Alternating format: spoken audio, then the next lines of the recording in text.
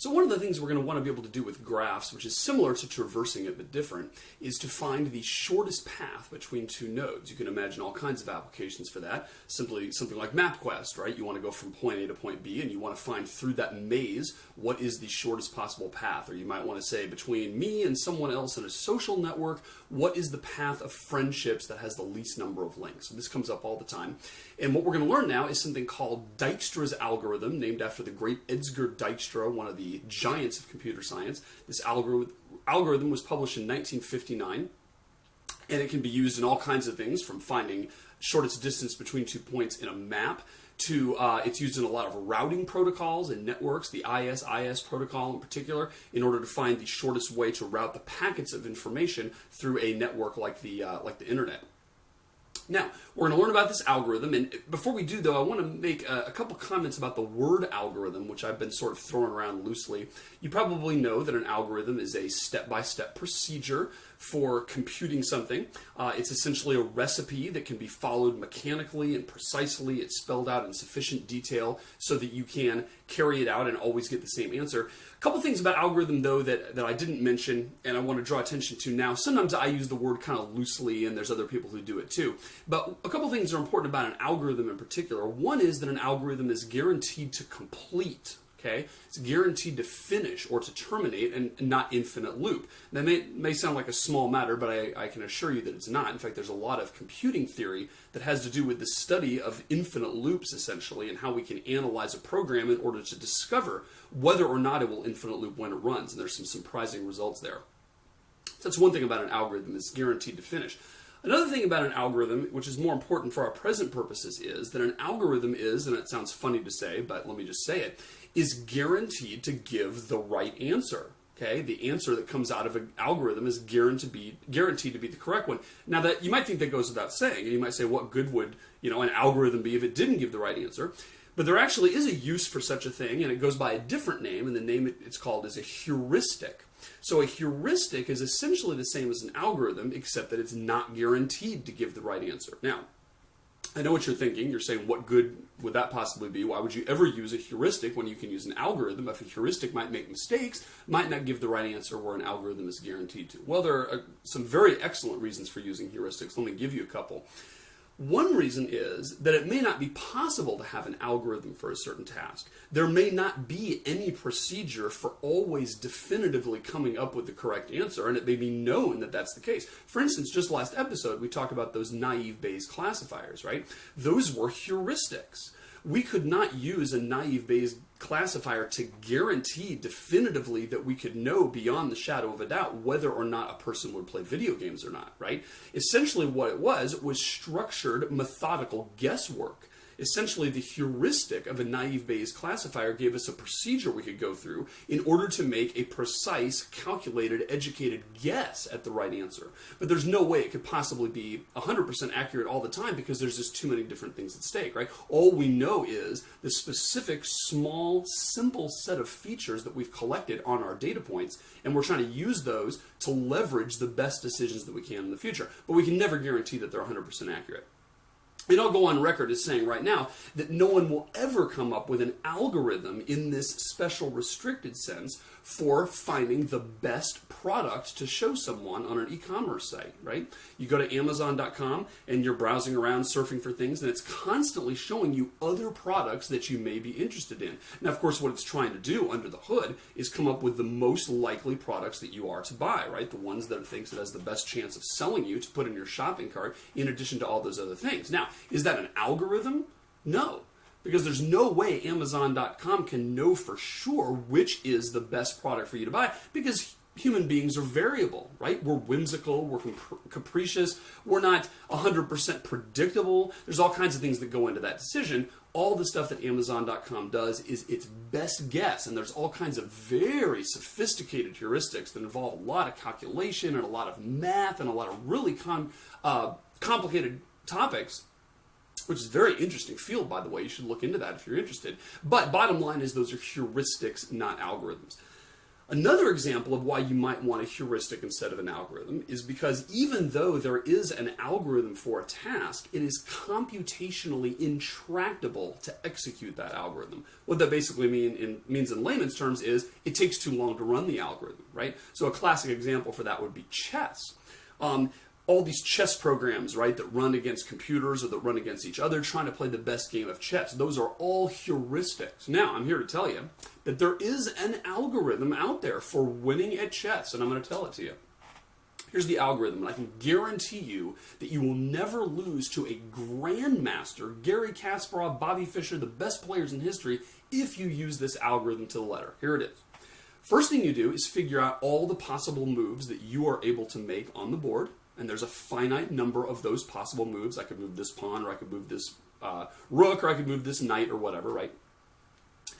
Then figure out what all of your opponent's responses are to that.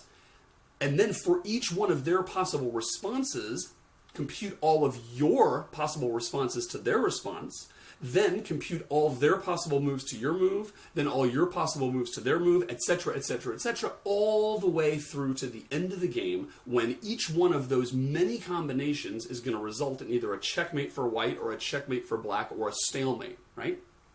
And then all you have to do is choose one of the moves that is going to end up, if you choose your best and he responds with his best, and you choose your best move, and he plays his best move in response to that, etc., is going to end up being a win for you. If you do that, you will always win in chess. Now, why is it that Deep Blue and other famous chess-playing programs don't use that algorithm if it's guaranteed to win?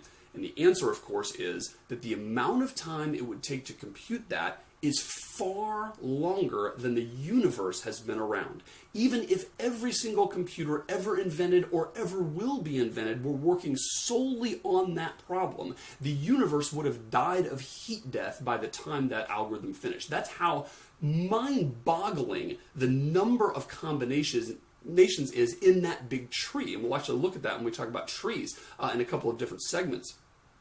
And there's simply no way, it's not feasible at all, to completely probe that entire tree. So what do these chess-playing programs do? They throw heuristics at it. They say something like, instead of computing all those possibilities all the way to the end of the game, which is going to be trillions upon trillions upon trillions to the trillions different combinations, let's just compute 10 moves ahead. And then examine the board at each of those points 10 moves ahead. And we'll use certain heuristics to evaluate how good the board is, right? Who has the most pieces at that point, and how powerful are those pieces? Who has the most control of the center? Whose king is the most threatened, etc., right? So we can look at all these different kind of heuristics for evaluating the board, and that's how we will choose the move we're going to make, is we're going to choose the move that if all players from that point on play their best, ends up with the best move for me, right? So that's another example of when you might want to use a heuristic. And heuristics are extremely common all throughout artificial intelligence and many other aspects of computer science. That's not what Dijkstra's algorithm, though, is. Dijkstra's algorithm is an algorithm in the strict sense, in that if you run it, you are guaranteed to find the shortest path from one point to another through a graph, no matter how large and complicated that graph is. All right, so let's see it in action. First, let me draw a graph, and I'm going to kind of use as an example here my drive to work every day, right? So I'm going to kind of draw down here a little house, and this represents the Davies house, and that's going to be a node in my graph. And if you live in Fredericksburg, you'll recognize some of these places. Otherwise, just play along. It's much like any small, quaint city. There is a little intersection which is Harrison and Jeff Davis. Yes, they did actually name a highway down here, Jeff Davis, after the Confederate president. Then over here, there is the I-95 exit in Spotsylvania County. I-95 is an infamous road, infamous because the traffic there is mind-numbing, to say the least, depending on the time of day. Up here is Central Park, not to be confused with the Central Park in New York City. It's actually a different place. Up here is the Route 1 and Route 3 Cloverleaf. However you draw one of those clover leaves where you can have the different exits that allow you to exit north, south, east, and west on a little off-ramp.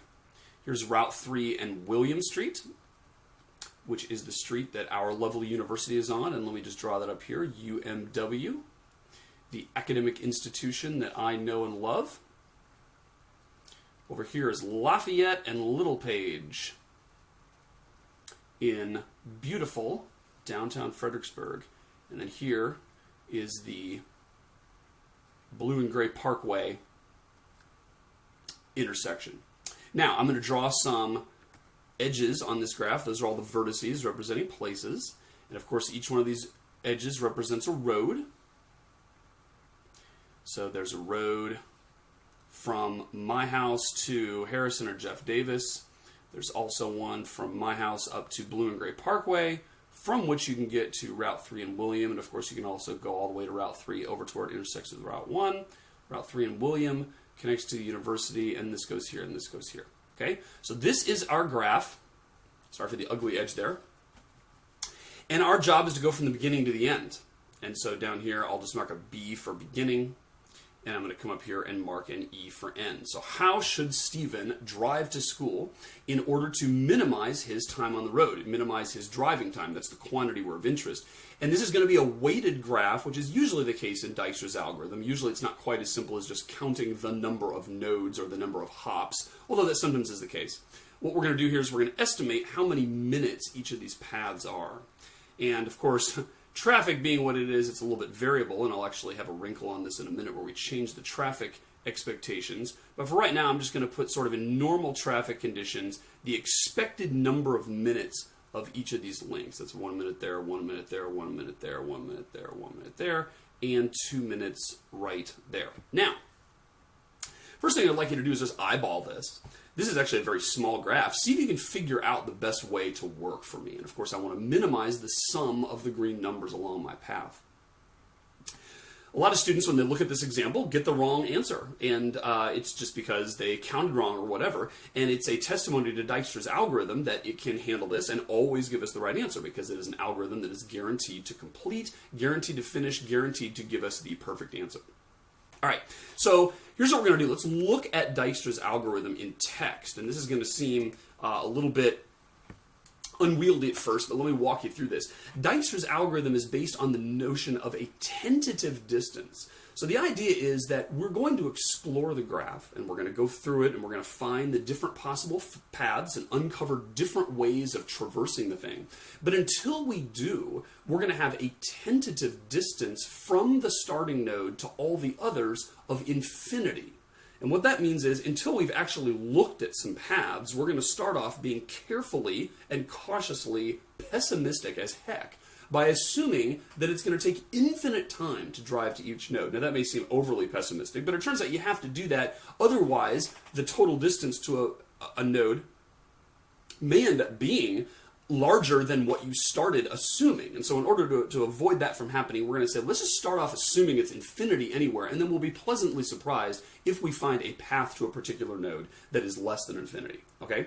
And we're also going to set the tentative distance of the starting node to 0.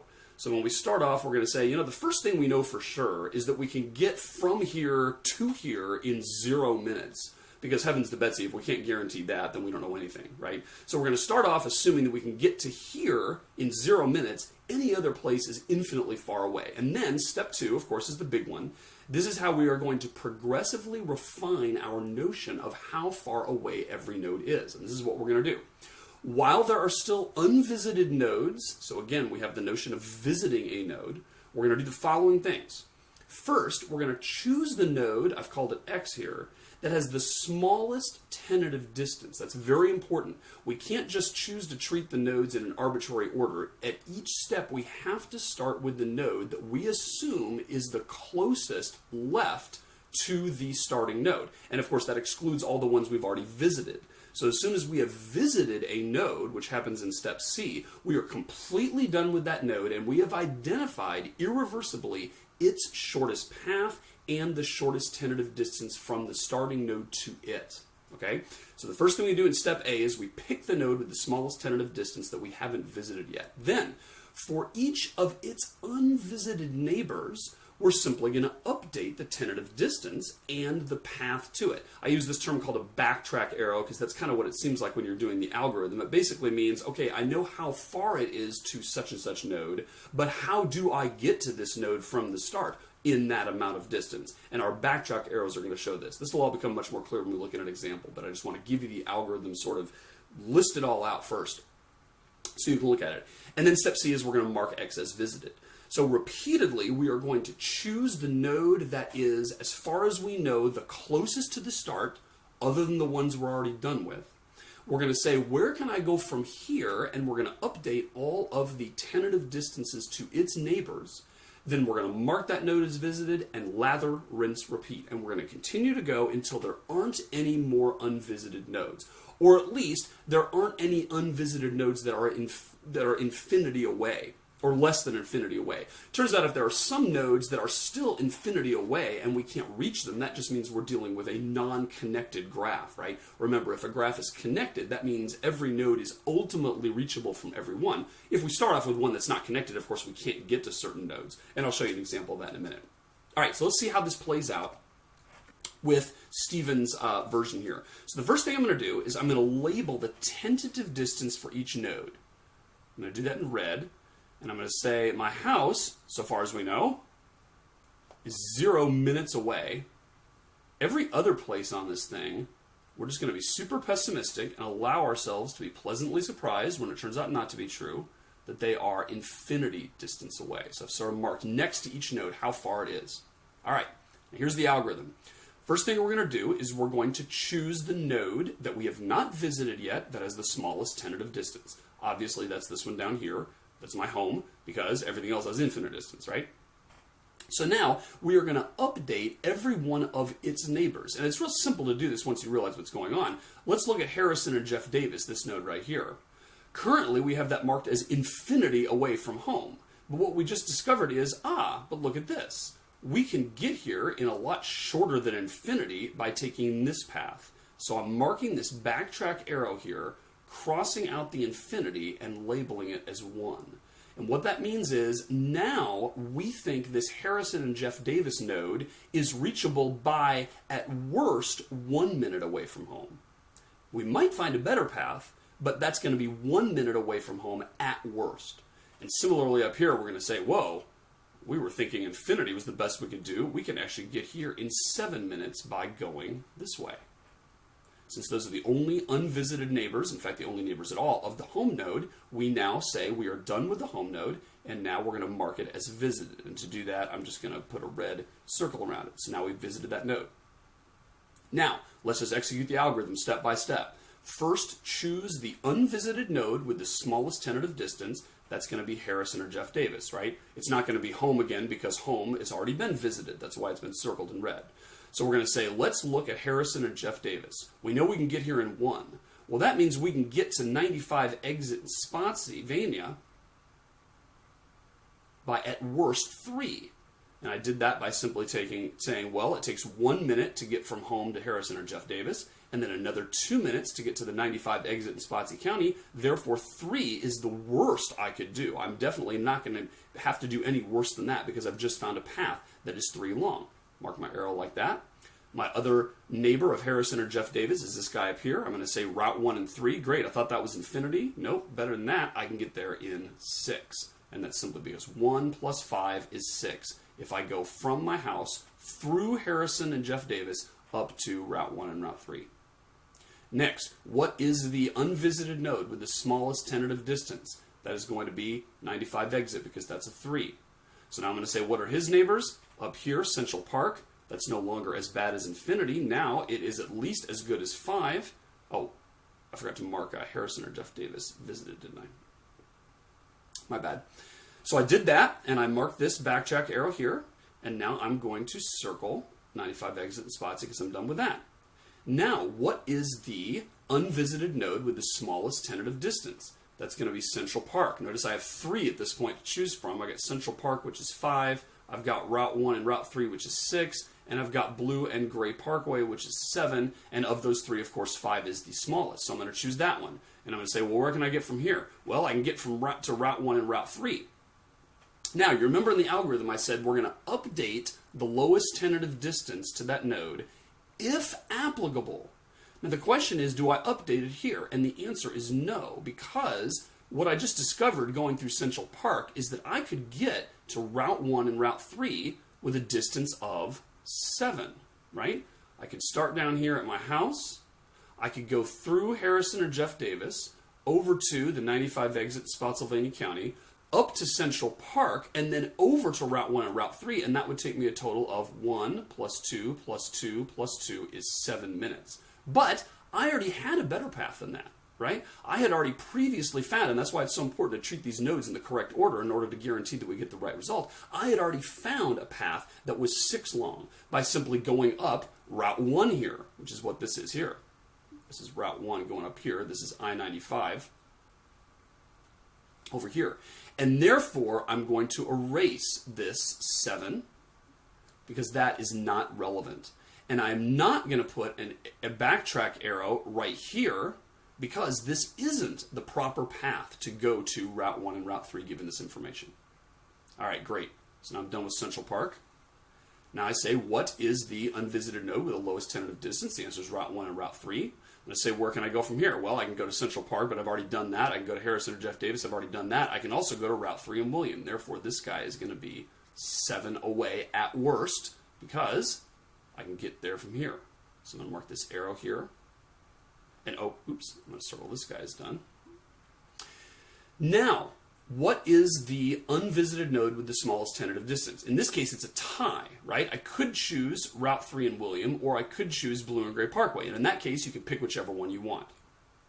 Let's pick Blue and Gray Parkway just because we haven't gone over to this east side very much. So what we're going to say is this guy's got 2 neighbors. One is this one here. Remember, this guy's not visited. That was a mistake when I drew this partial red thing, right? He has not been visited. Therefore, he still has a chance to update himself with a faster path. But do I have a faster path now? No. Because what I'd have to do is say I can get here in 8 minutes by coming up Lafayette Boulevard, which is over here. That would cost me 7 minutes. And then another 1 over here on Route 3. That would take 8 minutes to get to here. That isn't as good as the 7 I had. Therefore, we're not going to do that one. Up here, though, I can do better than infinity, obviously. I can get here in 9 minutes, right? And so I will mark that arrow right like that and say, great, I am now done with Blue and Gray Parkway. Now, what is the unvisited node with the smallest tentative distance? Obviously, it is Route 3 and William at 7. And so I'm going to say, what are his neighbors that are unvisited? Well, he's already visited Blue and Gray Parkway, already visited Route 1 and Route 3. The only one left is UMW, so we're going to say, great, go there at a cost of 8, and I'm going to be done with this. Now, we're not going to say Eureka yet, even though you can tell that's going to end up being the right answer, because we're not finished with the algorithm. For all we know, there may be another path that's actually shorter to UMW, which we would replace. As it happens, of course, that's not the case. We're going to actually look at UMW, which right now is the node with the lowest tentative distance. Therefore, he has no neighbors worth visiting, and so we're going to finish this like that. For completeness, often Dijkstra's algorithm proceeds through all the nodes and would say, oh, okay, well, actually, Lafayette and Littlepage is a node which we found we can get there from 9. Can we get there better by going through UMW? And the answer is no, because if we went through UMW, it would also be 9, right? It would be this 8 plus this additional 1, which would be 9. Therefore, we don't need to mark that one, and therefore this one can stand, and now we're going to mark this as being done. And so this is the ending point of Dijkstra's algorithm. Notice, and this is one thing that's really cool about Dijkstra's algorithm, not only do you get the shortest distance from the start to the end, you actually get the shortest distance from the start to everywhere. That happens sort of as a freebie. That's a side effect of the algorithm. As you're going through finding the shortest path from home to UMW, you sort of can't help but also on the way find the shortest path from home to every other single node. And if you look at this graph, you'll see, if you just sort of squint at the red arrows here, right? You can see that the red arrows are what is showing us the best path everywhere. And so if I asked, hey, how should I get to UMW? The answer is, you should not go up Lafayette Boulevard, as I've tried before. You should not go over to I-95, which is super fast and goes at 75 miles an hour in the absence of traffic. What you should do is go up Route 1, because that ends up being the best path. You're going to go here, you're going to go here, you're going to go here, you're going to go here. And if you're wondering, well, how would you figure that out given the red arrows? Because if you start here, it looks like there's a red arrow going that way, and there's also a red arrow going that way. How do you know which way to go? That's why I call them backtrack arrows, because really what you do is you start at your destination, and you go backwards through that arrow, and then backwards through that arrow, and then backwards through that arrow, and then backwards through that arrow, and that ends up being your best path right there. But like I said, you also learn for free the shortest path to all the other nodes. If I asked you, hey, how should I get to Central Park? I could go up Route 1, or I could go to 95, or maybe there's other ways to go. I could go up, through Lafayette and go through town. Turns out the best way to that is to go over to 95, because we're going to go like this, and then like this, and then like this.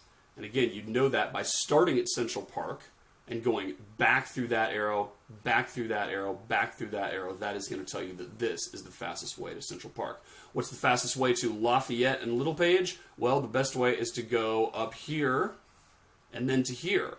Although we did find that there's an equivalent way that's the same cost to go here, here, here, here, and here, right? We didn't show that one on the diagram, and in case of a tie, we just sort of pick whichever one we want, right? Each place we have a choice of whether or not to update the distance there. So that's Dijkstra's algorithm in action. It's kind of complicated to think about at first, and it's more complicated than the next algorithm we're going to do in the next segment, but it works, and it's always guaranteed to give you the right answer. Now, let me just give you another little heads up on this, right? So in that example that I showed you, there weren't any times, actually, when we chose to revise a particular destination or path, and that's because it just worked out that way. Let me show you what would happen if we did that. So I'm actually going to start over here and put the same graph on here. So here's home, then we had this one, and then we had this one, and then we had this one, and then we had the Cloverleaf, and then we had Route 3 in William, and then we had Blue and Gray Parkway, Lafayette and Littlepage, and then up here we had UMW. This was our destination. And there were paths there, and there, and there, and there, and there, and there, and there, and there, and there, and there. Sorry, it's kind of ugly, but you get the point. Now, what if I woke up in the morning and I heard the traffic report? Traffic and weather together on the 10s. And suppose it gave me some bad news. This, of course, is about 1 minute long. This is 2. This is 2. This is 2. This is 1. This is 1, this is 2, this is 1, and this is 1 minute here. This is 5 minutes normally. But suppose that traffic report said, whoa, there's been an accident on Route 1, everything is totally backed up, and I can sort of tell by listening to that report, that's going to double my time on that road. That's going to be 10. Okay? So suppose I start with that scenario and I run Dijkstra's algorithm. Here's where we see the replacement thing in action. Here's what's going to happen. Oh, I forgot a path, didn't I? Forgot the one from there to there, which was a cost of 7 minutes.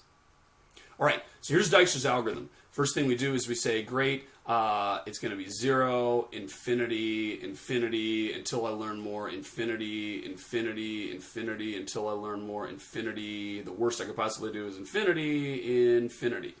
And we're going to say, first, let's look at all the stuff, and we're going to say, great, we know we can go here at a better cost than that. That's only going to be 1. We're going to draw a little backtrack arrow. We're going to say, we can go here in no worse than 7, and so we're going to draw a little arrow right there. Okay, now we're going to say, great, this guy's the one with the lowest tentative distance. So we're going to say, well, we can go here at worst 3 and put an arrow there. We can go here at worst 11, which is different than before, right? Because we know that if we choose to take Route 1, we're going to hit that traffic jam. Okay, now we take 3 as the one that's next, right? And this one is going to say, oh, well, we can go, to 2. And so we're going to go up here and say this could be 5 at worst by taking that path. And then I'm forgetting to mark these as visited. In fact, I shouldn't have marked this one. Sorry, that was a mistake. We actually hadn't actually visited that one yet, right? When I marked it, because I got excited. Now, what are we going to do at this stage? Now here's the point where it takes over. We're going to say 5 is our next node, and we're going to say, great, 5. So now there's a path that's 2 here to this node right here. And I say, okay, well, if I came here, and it took me 5 minutes to go here up I-95, then an additional 2 minutes is all that would be required to get to this node. That's less than the 11. So here's where I not only cross out the infinity and say, oh, well, I found a better path. It's 11 minutes. Now I cross out the 11 and I say, whoa, holy Moses, there's actually a path I can get here in 7 minutes. And that's where I'm going to say put a backtrack arrow there and erase this backtrack arrow here. So the backtrack arrows are tentative. They only become permanent once I actually have visited a node, because once I've marked it visited, then all of its path information and its total distance is secure. But this is an instance where I actually say, whoa, we thought the best path was 11, really the best path was 7. And of course that can happen multiple times throughout the graph. I've shown a very simple graph with only a handful of nodes. Imagine running this on the internet, right? Or imagine running this in a social network, trying to find the fastest way, the shortest path between friends to get from one friend to another through mutual acquaintances. Or imagine running this thing on MapQuest and saying, whoa, I want to get from here to a different part of the city, find me the best path there, right? There's all kinds of different possible paths it's going to compute, and certain ones are going to look good for a while and then be replaced with better ones, but Dijkstra's algorithm guarantees that when you get to the very end, you have found the best possible path from the starting node to each of the other nodes, and not only do you have the best possible path, but you know exactly how many minutes or how many miles or whatever your metric is, it is to get from the start to the finish.